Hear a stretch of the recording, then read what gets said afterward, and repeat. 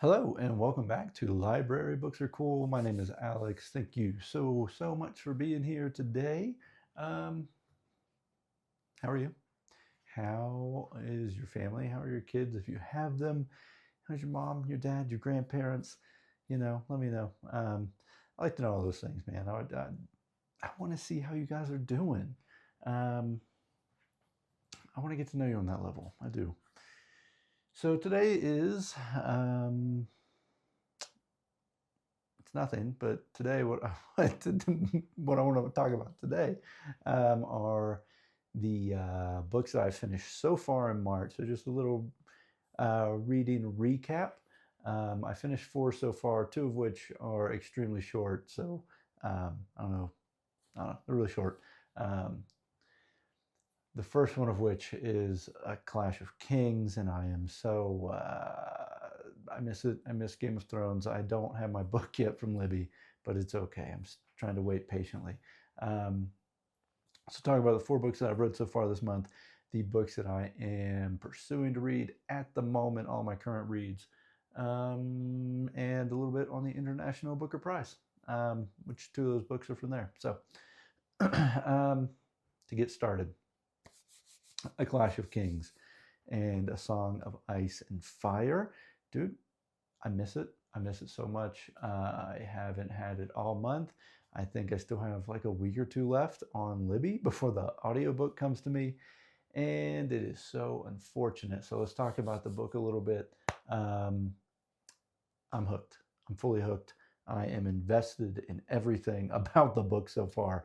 Um, and I think one thing about the second book compared to the first is the second book is much more driven by plot um, rather than character. So I don't like it as much, but it's still 4 stars for me. I mean, I think the first one was beautiful and I loved getting to know all the characters. A Clash of Kings is more so about strategy and war, and then you're kind of seeing all the different kings. There's so many. Everyone's a king in the second book, and everybody is vying for power. So it's much less character driven, much more plot driven, a little more world building in the second book, but it's still phenomenal. It's still so much fun, and I cannot wait to get it back on my commute. Um, Second book I finished. Um, I have a lot to say about this book. Is The Women by Kristin Hannah. Now, I've heard a lot about this book, a lot of really good things. Everyone loves Kristin Hannah. I've never even heard of her.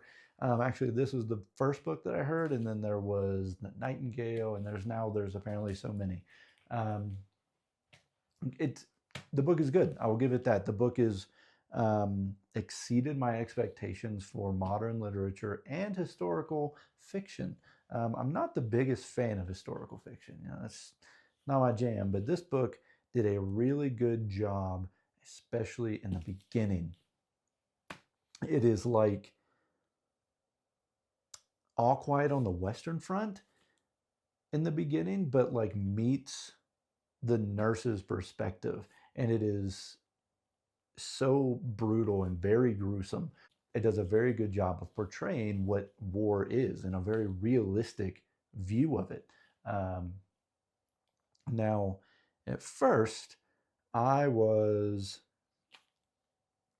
sad to see that everyone falls in love with the main character trope, right? So everyone, um, we're we're following Frankie, who her brother goes to war and in Vietnam.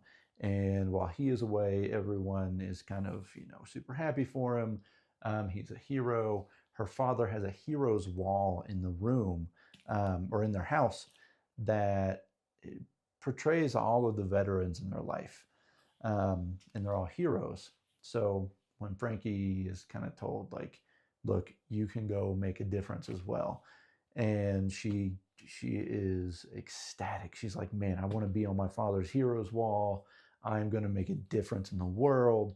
So she decides to join the nursing corps. And it is not what she expects. It's um, when she gets there, of course, it's brutal and gruesome and dark and gritty, and that part's beautiful. But everyone, like the first like man that she meets is just falls in love with her, and then there's a second man who falls in love with her, and then a third person falls in love with her, and they're all married. They're all married. um, and I think that really encapsulates, whenever somebody is at war, it's its own world. It's not the same as life back home.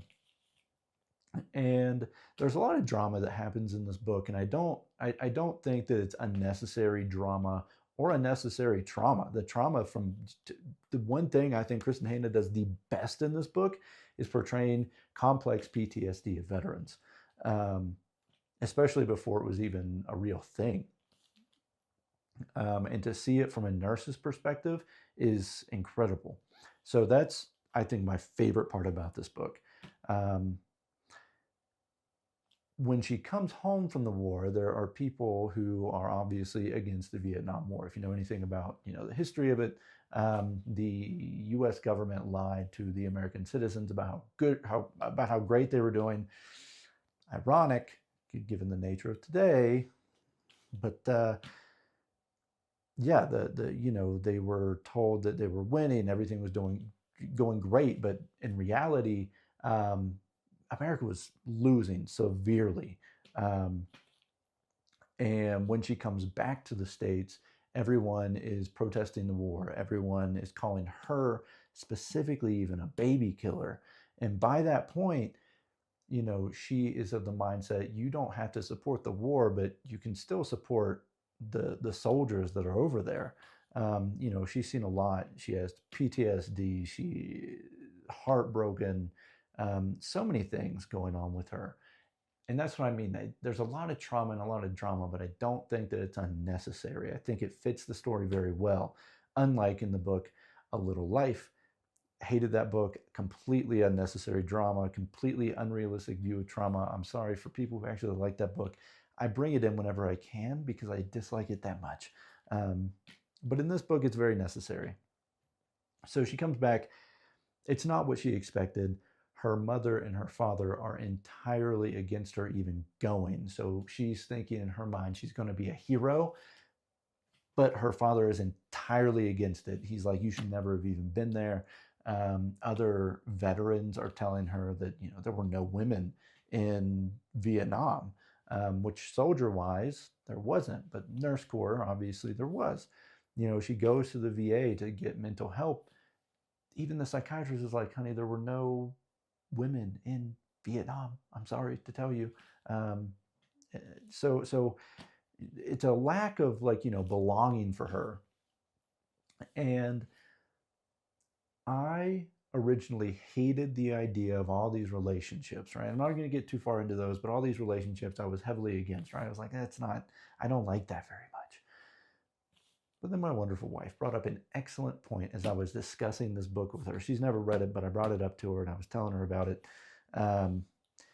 And that is, it makes so much sense that she doesn't belong anywhere back home, right? She doesn't belong with veterans. She doesn't belong with civilians. She doesn't belong at the VA. She doesn't belong anywhere. And then back home, or I'm sorry, back in the war, it's almost like these men make her not belong with them either, right? She's there, she's alone. And to them, they have families to go back home to. They have wives, they have children. She does not. So then, whenever it's time to come home, they have that to return to. So she doesn't belong with them either. Um, so my wife she's so smart. I know you're watching this. I love you. That's so cool. Um, and that's why I love talking to her about things, man. She brings up things that I would never think about. Um, and that idea of not belonging, even in relationships that she felt so loved during, I think she did a great job of that as well. And I never even thought of that. So thank you, my wonderful wife. But anyway, um, I originally thought this book was going to be about 3.5 stars, but I think I'm going to round it up to 4, just for that one point. And I think it all makes sense. So I think I'd recommend this book to you. The other two books that I finished are from the International Booker Prize. They're both very short, but I want to talk about them just briefly. Reading translated literature is a challenge. It's very challenging, and I'm listening to some podcasts on it. The one that I listen to in particular is It's Lit in Translation. It's hosted by Evelyn, and she is who got me into translated literature with this whole podcast thing. So it's really interesting to hear these different perspectives and how translating the literature from one language to another is almost like rewriting it entirely. You have to match the voice of the characters. You have to match the voice and the tone of the original author. And it makes it difficult to read, at least for me. I'm new to it, so maybe it's a nuanced thing. But the first one I read is She Who Remains by, I have no idea honestly how to pronounce her name. I'm going to say Rene Karabash. And this book, and I'll tell you why it wasn't great for me. It's the stream of consciousness, and I don't know if it's a translation issue that makes it a little bit clunky for me, but the stream of consciousness did not flow very well for me. It lost me. I got a little bit confused at times. But in this book, we are pretty much following the character who is said to be married. She's in an arranged marriage, and she does not want to do it. So what she does is she swears her virginity, and in doing so, starts a blood feud pretty much between the potential husband and her family, and at which point, so in this, they are kind of in a small village, and it's almost like a cult, but when that happens, the husband has to take the life of, I want to say it's the father of the potentially betrothed. And yeah, it's a whole, the whole story is about her swearing off her virginity. Her brother ends up leaving the compound and living a normal life and then writing letters back and forth. But he witnessed something that she had done with another person in a barn at some point. And that storyline in and of itself is kind of interesting. So there's a very small, like, little love story in there. But yeah, She Who Remains was, and I think it might have been a translation issue. I think it was that mixed with the stream of consciousness. I'm not a big fan of that. I think this book would have done much better if it were much longer. It would have had me much more invested in the characters. But anyway, that was my problem with it. I think I gave it 2 stars. But She Who Remains. And then the other book I read was really interesting, and that is Women Without Men by Shahrnush Parsipur.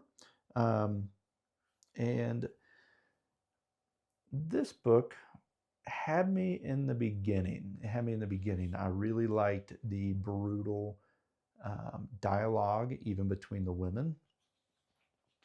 So in this, we were following 5 women, and it's not so much a world without men, like the book I Who Have Never Known Men.